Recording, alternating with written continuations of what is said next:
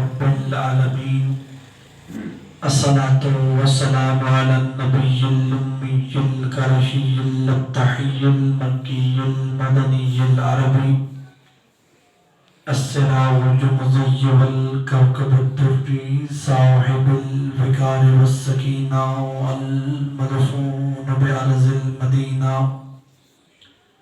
الرسول المسدد والمصطفى الأمجد المحمود الأحمد محبوب إله رب العالمين أبي القاسم محمد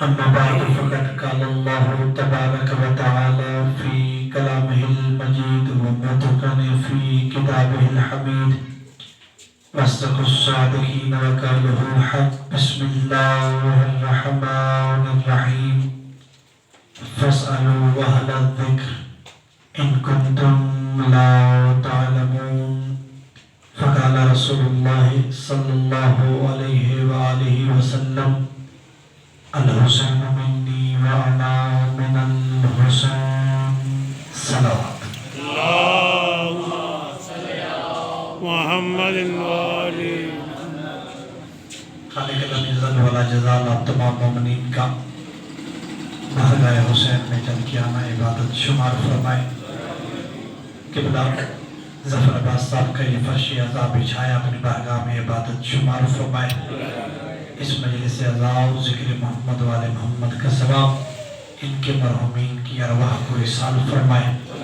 کہ محمد والے بیت محمد ان کی دلی حاجات کو پورا فرمائے ان کے رزق میں ان کے کاروبار میں برکت عطا فرمائے انہیں صحت و تندرستی والی زندگی عطا فرمائے ان کو اپنے دوست احباب اہل خانہ کے ساتھ خاندان رشتہ داروں کے ساتھ آباد و اشاد فرمائے جتنے بھی حاضرین تشریف فرما ہیں جو دلی حاجات لے کے بارگاہ حسین میں آئے ہیں خالق اکبر تمام کی دلی حاجات کو اپنی بارگاہ میں شرف قبولیت عطا فرمائے سرکار حجت کے ظہور میں تاجیل فرمائے ان تمام دعاؤں کی قبولیت کے لیے بواز بلند صلوات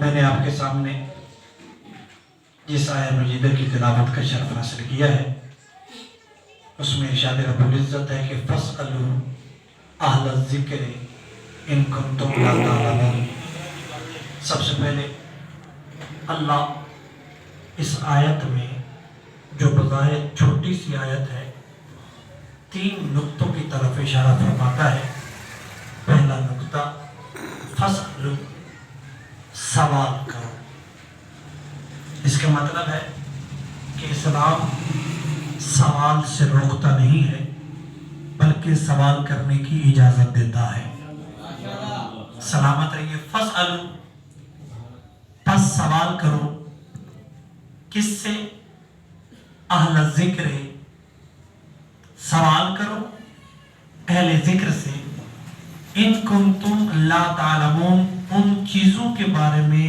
جن کے متعلق تم علم نہیں رکھتے تو 3 نقطے ہیں اس آیت میں پہلا نقطہ کہ اسلام نے سوال سے منع نہیں فرمایا بلکہ سوال کی اجازت دی ہے منع وہاں کیا جاتا ہے جہاں جواب دینے میں مشکل ہو ہمیشہ اس جگہ پہ سوال پہ قدغن ہوتی ہے جہاں اگلے کے پاس سوال کا جواب نہ ہو تو ایک اسلام نے سوال کی دی ہے اجازت یا اللہ اب اجازت تو مل گئی کہ ہم سوال کریں کیا ہر ایک سے سوال کریں جس سے چاہے سوال کریں جو ہمارے سامنے آئے اس سے سوال کریں جس سے ہم چاہیں اس سے سوال کریں فرمایا نہیں ہر ایک سے سوال کرنے کی وجہ سے تمہارا معیار گر جائے گا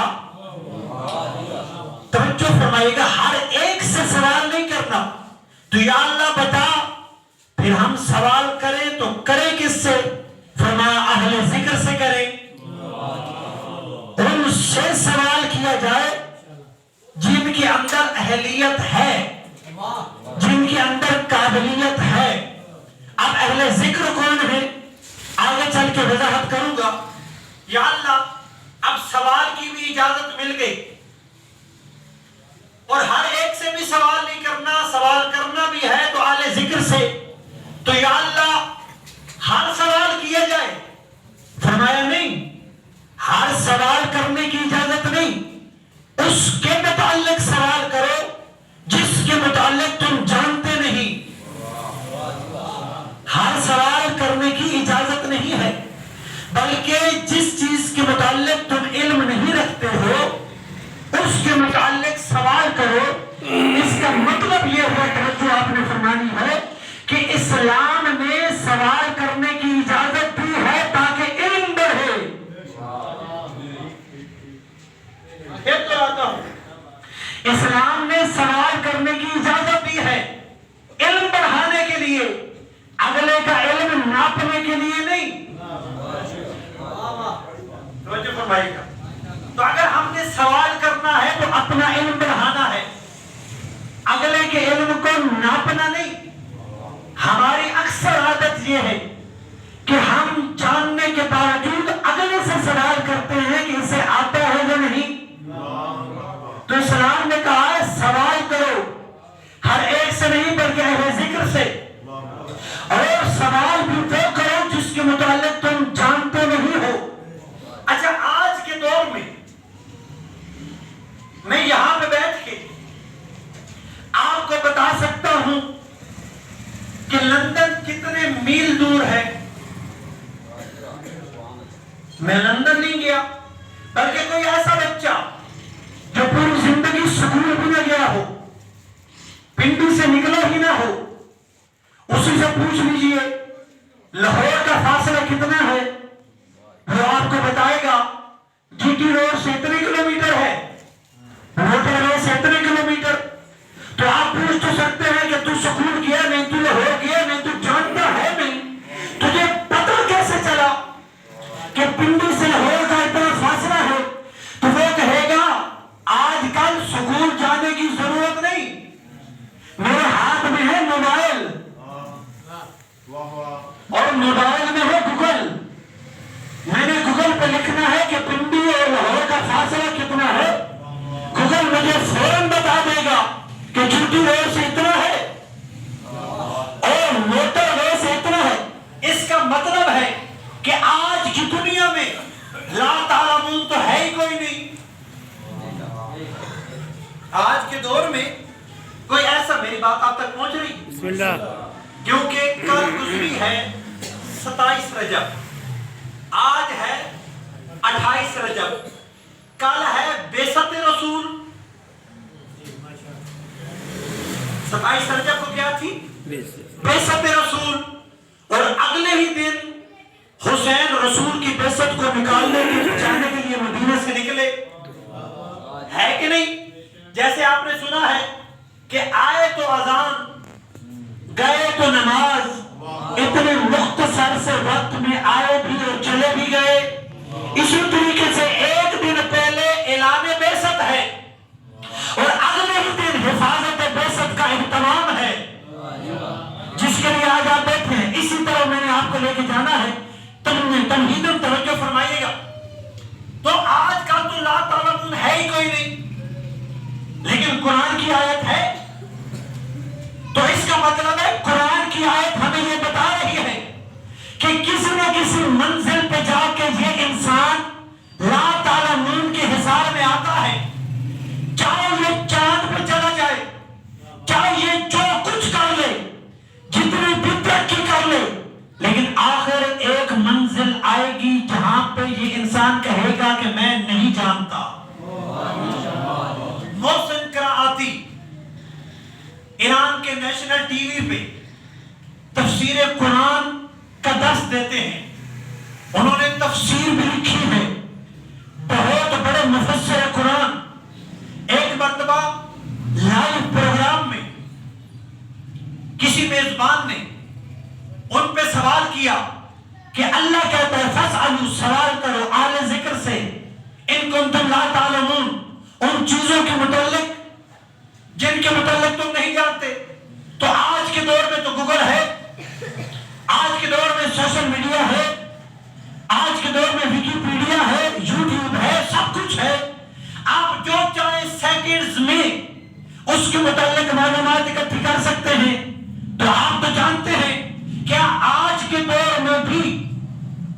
ایسی چیز ہے کہ جس سے انسان واقف نہیں، جو انسان کے لا تعلمین کے حصار میں ہے۔ اب توجہ فرمائیے گا، اس نے کہا بہت ساری محسن کراتی نے فرمایا بہت ساری ایسی چیزیں ہیں جس کے متعلق آج بھی انسان نہیں جانتا۔ تو میزبان نے کہا ان میں سے کوئی دو بیان کیجئے، تو محسن کراتی نے کہا ان میں سے سب سے پہلے تو خود قرآن ہے، خود قرآن ہے کہ جس کے متعلق آج تک کوئی جان ہی نہیں پایا کہ قرآن ہے کیا، قرآن کی حقیقت کیا ہے۔ کوئی مفسر قرآن کی تفسیر کا حق نہیں ادا کر سکا۔ تو اس نے آگے کہا، میزبان نے، محسن کراتی آپ کی یہ بات مجھے سمجھ میں نہیں آتی، آپ تو مفسر قرآن ہیں، آپ کا لکھا ہوا قرآن لوگ پڑھتے ہیں، اس پر لیکچر ہوتے ہیں، اور آپ نے ہی تفسیر کی ہے اور آپ ہی کہتے ہیں کہ مجھے قرآن سے واقفیت ہی نہیں۔ تو محسن کراتی نے کہا ایک ہوتا ہے قرآن پڑھنا، ایک ہوتا ہے قرآن سمجھنا۔ ہم سب قرآن پڑھنے والے ہیں، سمجھنے والا وہی ہے جو کٹا کے بھی قرآن سے جدا نہیں ہوتا۔ جو سر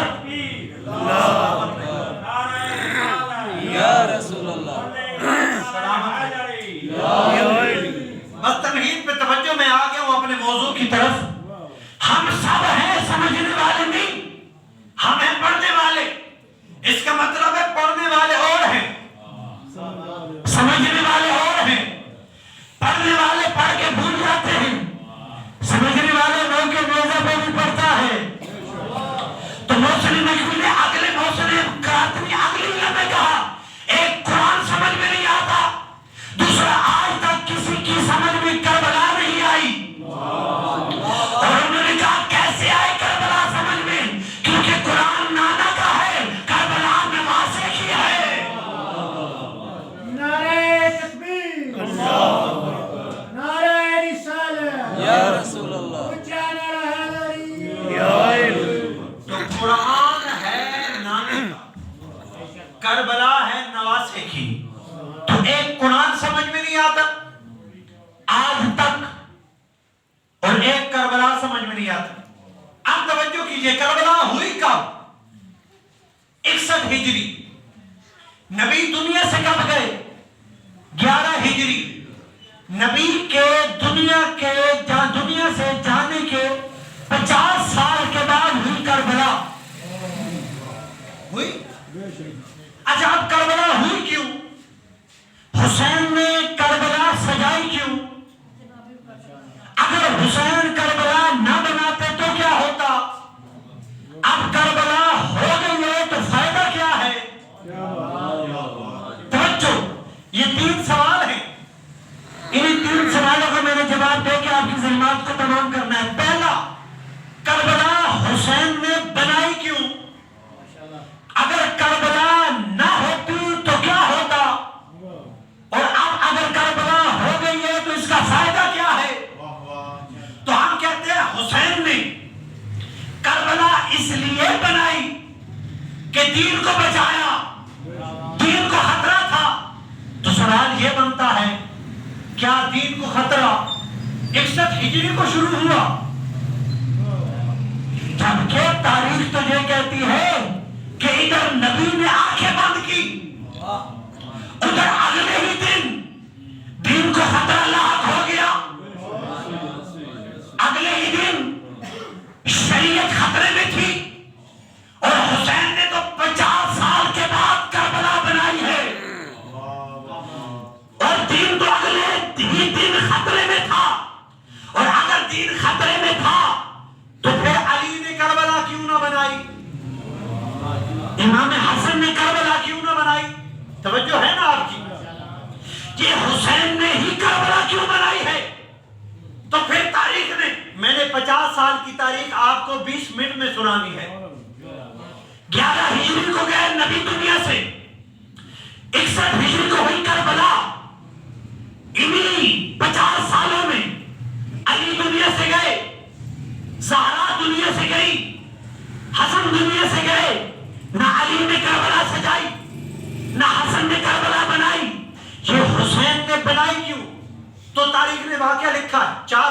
توجہ کے ساتھ سماعت فرمائیے گا. پہلا ایک صحابی ہے جن کا نام ہے عباس. نبی کے جانے کے بعد جو پہلا حج آیا تو عباس تھے نابینا. عباس نے اپنے شاگرد کو کہا توجہ کہ میں ہوں نابینا، اگر اس سال حج پہ تو میرے ساتھ جا تو قیامت والے دن نبی کے سامنے میں تیری شفاعت کروں گا. شاگرد نے کہا آپ صبر کیجئے، جب بھی حج کا موسم آئے گا میں آپ کو حج پہ لے کے جاؤں گا. نبی کے بعد کئی سال گزرنے کے بعد یہ حج پہ جانے کا ارادہ کرتا ہے. نام ہے عباس، ہے صحابی رسول. اپنے شاگرد کو کہتا ہے، شاگرد نے کہا ٹھیک ہے، جب حج کا موسم آئے گا میں آپ کو کعبہ لے جاؤں گا، آپ حج کر لیجئے گا اور پھر میں آپ کو کعبہ سے مدینہ واپس لے آؤں گا. وقت گزرا، حج کا موسم آیا، شاگرد آیا اپنے استاد عباس کے پاس، ہاتھ پکڑا، مکہ لے گیا. جب مکہ گئے تو عباس نے کہا مجھے کعبے کے قریب لے جا. اب شاگرد نے جناب عباس کو کعبے کے قریب جا کے چھوڑ دیا. اب جیسے ہی کعبے کے قریب جا کے چھوڑا عباس کو، شاگرد نے تو جناب عباس کھڑے ہیں. کچھ دیر کھڑے ہونے کے بعد اپنے شاگرد کو کہتے ہیں تو مجھے لے کہاں آیا ہے؟ شاگرد کہتا ہے میں آپ کو کعبے میں لے آیا ہوں. کہا اگر تو مجھے کعبے میں لے آیا ہے تو کیا اس سال لوگ حج کرنے نہیں آئے؟ توجہ، کیا اس سال لوگ حج کرنے نہیں آئے بیت اللہ کا؟ تو شاگرد کہتے ہیں کہ اے عباس لوگ حج کرنے آئے ہیں. تو عباس کہتے ہیں اگر لوگ حج کرنے آئے ہیں تو میں اندھا ہوں، بہرا نہیں، مجھے کسی کی آواز نہیں آ رہی، کوئی بول نہیں رہا. تو شاگرد نے بازو پکڑا عباس کا، دور لے جا کے کہنے لگے اے عباس خاموش رہیے، حاکم نے تلبیہ پڑھنے سے منع کیا ہے. توجہ، یہ ہم کہتے ہیں لبیک اللہم لبیک، لبیک لا شریک لک لبیک، ان الحمد والنعمت لک والملک لا شریک لک. یہ ہم پڑھتے ہیں تلبیہ.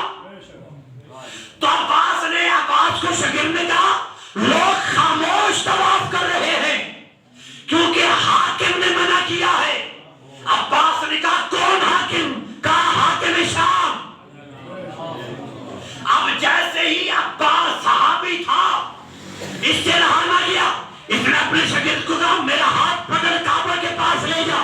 اب شاگرد نے جناب عباس کا ہاتھ پکڑا، کعبہ کے پاس لے گئے. جناب عباس نے اپنی پشت کعبہ کی دیوار سے لگا کے بلند بلند کہنا شروع کیا اے لوگوں، حج ایسے نہیں ہوتا، بلکہ نبی نے ہمیں یہ کہا تھا کہ جب کعبے کا طواف کرو تو تلبیہ کرو اور بلند بلند کہو لبیک اللہم لبیک. اب جیسے ہی جناب عباس نے اپنی پشت کعبے کی دیوار سے لگا کے تلبیہ پڑھنی شروع کی تو لوگوں نے عباس کی آواز کو سنا، ان کے اندر بھی جرت پیدا ہوئی اور وہ بھی جرت پیدا کرنے کے بعد کہنے لگے جب یہ صحابی ہو کے موت سے نہیں ڈر رہا تو ہم امتی ہو کے موت سے کیوں ڈریں؟ انہوں نے بھی بآواز بلند تلبیہ پڑھنی شروع کر دی. تو اس کا مطلب ہے کہ ان 50 سالوں میں لوگوں نے حج خاموش کروا دیا تھا. اگر کربلا نہ ہوتی تو 2022 کا حج بھی خاموش ہوتا. میرے ساتھ چلتے آئیے. تو ان 50 سالوں میں اتنی جرت پیدا ہو چکی تھی کہ لوگوں نے نبی کی شریعت کو اتنا بدلا کہ حج خاموش کروا دیا. یہ ہے پہلی مثال. دوسری مثال توجہ ہے نا. دوسری مثال جناب عبد الرحمن صحابی رسول، انہوں نے سفر کیا شام کا. پہلے صحابی عباس، دوسرے صحابی عبد الرحمن. انہوں نے سفر کیا شام کا. جب یہ شام کی سرحد پہ پہنچے، جیسے ہی پہنچے وہاں پہ دیکھا 10 اونٹ ہیں اور 100 سپاہی ان کی حفاظت کر رہے ہیں. عبد الرحمن بڑا حیران ہوا کہ اونٹ ہیں 10، سپاہی ہیں 100، کہیں یہ بہت قیمتی اونٹ تو نہیں؟ کیونکہ قیمتی چیزوں کی حفاظت کی جاتی ہے نا، کہیں یہ قیمتی اونٹ تو نہیں؟ تو آگے جب بڑھے تو سپاہیوں میں سے ایک سپاہی سے عبد الرحمن نے کہا کہ اے سپاہی مجھے بتاؤ کیا یہ بہت ہی قیمتی اونٹ ہے؟ اس نے کہا نہیں یہ تو قیمتی نہیں، یہ تو انتہائی سستے لاغر اور جن کی ویلیو نہیں، یہ تو وہ اونٹ ہے.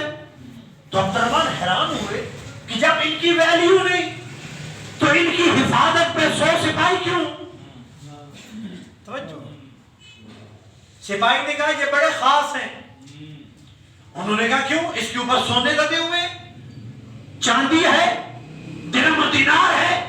سپاہی نے کہا نہیں، نہ سونے، نہ ہیرے، نہ جواہرات، نہ درہم و دینار. تو عبد الرحمن نے کہا پھر یہ قیمتی کیسے؟ انہوں نے کہا یہ جو اونٹ ہے نا، ان کے جتنے پیٹ ہیں، ان کے پیٹوں کے برابر ان کے رنگ جیسی ان کے اوپر لگی ہوئی ہیں مشکیزیں. تو عبد الرحمن نے کہا ان مشکیزوں میں کیا ہے؟ کہا بڑی امپورٹنٹ، بڑی خاص الخاص. عبد الرحمن نے کیا خاص الخاص؟ ہیرے. اس نے کہا نہیں. تو پھر ان میں ہے کیا؟ انہوں نے کہا شراب. یعنی 10 اونٹ ہیں، ان کے جتنے پیٹ ہیں انہی کے رنگ کی ہیں مشکیزیں، اور وہ مشکیزیں ان کے پیٹوں کے ساتھ لگے ہوئے تاکہ دیکھنے والے کو پتہ نہ چلے اوپر کیا ہے. تو اس کے اندر ہے شراب جو کہ روم سے آئی ہے. عبد الرحمن نے کہا کس نے منگوائی ہے؟ کہا حاکم نے. توجہ، حاکم نے بڑی خاص شراب روم سے منگوائی ہے. اب یہ تھا صحابی، اس سے رہا نہ گیا، اس نے اسی سپاہی سے خنجر نکالا، خنجر کھینچا اور ایک ایک اونٹ کے مشکیزے کو چاک کیا. 10 کے 10 اونٹوں کے مشکیزوں کو چاک کیا. جتنی شراب تھی ساری بہ گئی. اب سپاہی پریشان. اب عبد الرحمن جانے لگے، سپاہیوں نے گرفتار کر لیا. کہاں جا رہے ہو؟ انہوں نے کہا میں اپنا کام کرنے جا رہا ہوں. سپاہیوں نے کہا تو اپنا کام جو کرنا تھا کر گیا ہے. تو عبد الرحمن نے کہا تم کیا کرو گے؟ کہا ہم گرفتار کر کے حاکم کے پاس لے جائیں گے. اب گرفتار کیا صحابی رسول کو، حاکم کے پاس لے گئے. اب جیسے ہی حاکم کے پاس لے گئے، یہ صحابی، حاکم نے کہا کیوں آئے ہو؟ کہا بندے کو گرفتار کیا ہے. حاکم نے کہا جرم کیا ہے؟ کہا جناب جو آپ نے منگوائے تھے نا روم سے، بڑے خاص مشکیزیں، اسے اس نے چاک کیا ہے، سب بہ گئے. اسے مزید چڑھ گئی. اسے غصہ ہے، اتنا بڑا جرم، اس کا سار تان سے جدا کرو. اب جلاد نے تلوار اٹھائی، جاؤں اور جا کے اس کا تن سے سر کو جدا کروں. تو وہ جو مسخرہ ہے جو دربار میں ہوتا تھا، پتہ ہے نا آپ کو، نام لینے کی ضرورت نہیں، ٹھیک ہے، وہ مسخرہ آگے بڑھا اور اس نے کہا اے حاکم اسے قتل نہ کر، اس کے سر کو اس کے تن سے جدا نہ کر. حاکم نے کہا بڑا نمک حرام ہے تو، کھاتا میرے دسترخوان سے ہے، پلتا میرے رزق پہ ہے، حمایت اس کی کرتا ہے. تو اس نے کہا بات تو تیری ٹھیک ہے، میں نمک حرام نہیں، میں نسلاً حرام ہوں.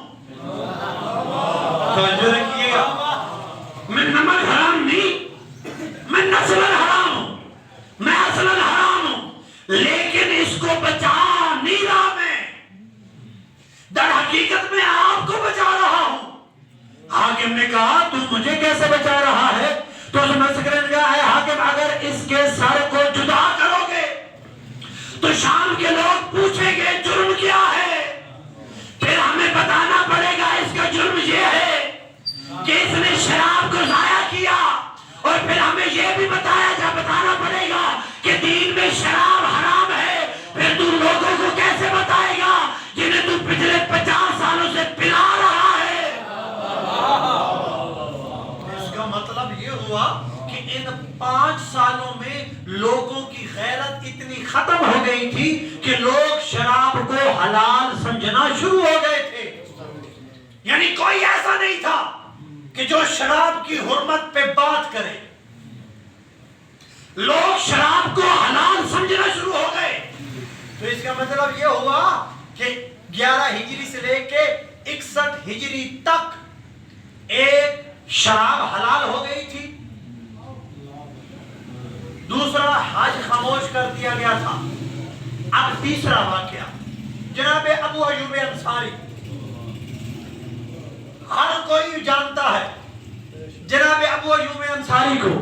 کون ابو ایوب انصاری؟ کہ جب ہجرت کر کے نبی مدینے آئے، ناکا پہ سوار تھے. ہر کوئی کہہ رہا تھا کہ یا رسول اللہ ہمارے دروازے پہ آئیے. نبی کی ناکا کو پکڑ کے وہ اپنے دروازے پہ لے کے جانا چاہتے تھے. نبی نے ہر ایک کو یہ ڈانٹ کے چپ کروا دیا، خاموش رہو، میری ناکا جانتی ہے کہ اس نے کس کے دروازے پہ جانا ہے. وہ ناکا کس کے دروازے پہ آئی؟ جناب ابو ایوب انصاری کے دروازے پہ. اب ناکا آئی ابو ایوب انصاری کے دروازے پہ. یہاں پہ مجھے ایک واقعہ میں اکثر پڑھا کرتا ہوں، وہ بیان کر دیتا ہوں.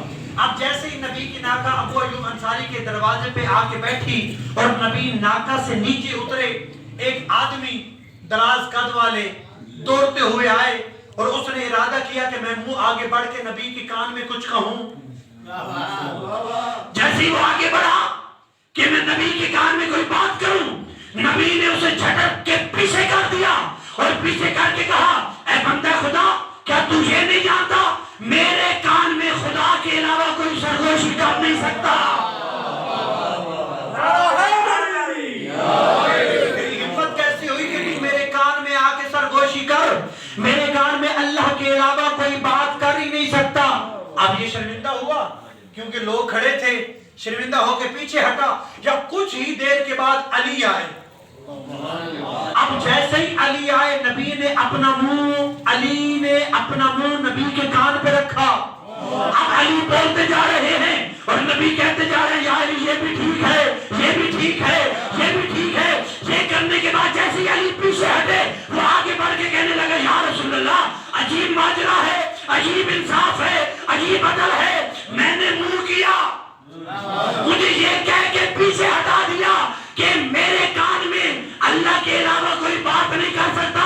ابھی علی آئے ہیں، وہ آپ کے کان میں باتیں کرتے رہے اور آپ کہتے رہے، یا علی یہ بھی ٹھیک ہے، یہ بھی ٹھیک ہے، یہ بھی ٹھیک ہے. نبی نے کہا، اللہ تیرا منہ توڑے، تیرے منہ میں انسان کی زبان ہے، علی کے منہ میں رحمان کی زبان.